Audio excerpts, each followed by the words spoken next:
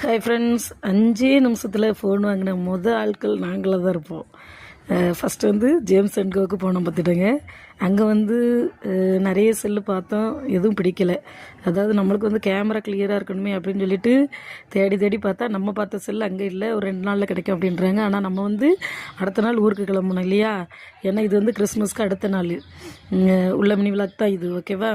ஒரு வழியாக James and கோவிலேருந்து நம்ம ஓப்போ மொபைல் தானே வாங்கணும், அப்போ ஓப்போ ஷோரூமுக்கே போயிடுவோம் அப்படின்னு சொல்லிட்டு ஆளை வெளியே பிடிச்சி இழுத்துட்டு வந்துட்டேன். வந்து அப்புறமா கரெக்டாக நான் 9:10 மணி ஆகிட்டு இந்த அண்ணன் மட்டும் அந்த ஓப்போ ஷோரூமில் உட்காந்துருக்காங்க. சரி, நம்ம இன்னைக்காச்சும் செல் வாங்கிடுவோமா தெரியல, இருந்தாலும் இந்த 5 நிமிஷத்தில் சாத்தியமா அப்படின்னு நினைக்கும்போது சரி பார்ப்போம் என்ன ஆகுதோ தெரில அப்படின்னு சொல்லி உள்ளே போயாச்சு.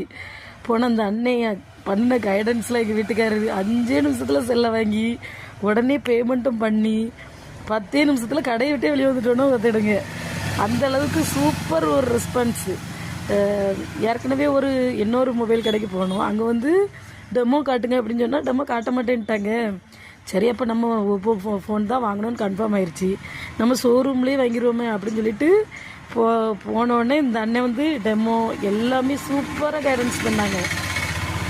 இது இப்படி தான் அதேமாதிரி அன்றைக்கி ஆஃபருமே 4000 ரூபா கம்மி பண்ணி உங்களுக்கு கேஷ் வவுச்சர் இருக்குது அப்படின்னு சொல்லி எங்கள் வீட்டுக்கார்ட்ட பேசி 5 நிமிஷம் தான்.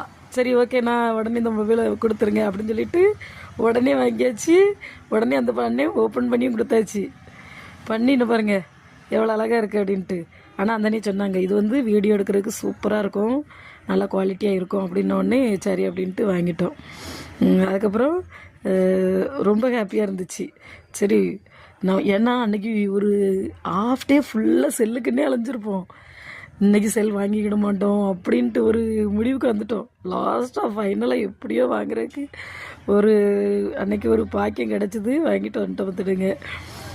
இந்த மொபைலில் தான் இனிமேல் நம்ம வந்து வீடியோஸ்லாம் எடுக்கணும் அப்படின்னு சொல்லிட்டு. ஆனால் இந்த ஃபோன் வந்து எனக்கு கிடையாது, எங்கள் வீட்டுக்காருக்கு தான். ஏன்னா நான் வச்சுருந்தேன்னு வைங்களேன், அந்த பிள்ளைங்க வாங்கி எப்படி வேஸ்ட் பண்ணிடும், அதனால் அவங்கக்கிட்டே இருக்கட்டும் அப்படின்னு சொல்லிட்டு கொடுத்து வச்சுட்டேன். நானும் எப்போமாவது நம்ம கேமரா ஆன் பண்ணும்போது மட்டும்தான் எடுக்கணும் அப்படின்ட்டு. அதுக்கப்புறம் இந்த அண்ணனை கூப்பிட்டு இங்கே பாருங்கள் ஷோரூமு ஒரு ரவுண்ட் அடி அப்படின்னாச்சு. நான் அப்படியே அந்த ஷோரூமை வீடியோ எடுத்துகிட்டு அப்படியே ஃபோனையும் வாங்கிட்டு ஹாப்பியாக வீட்டுக்கு வந்துட்டோம். பாய், தேங்க்யூ.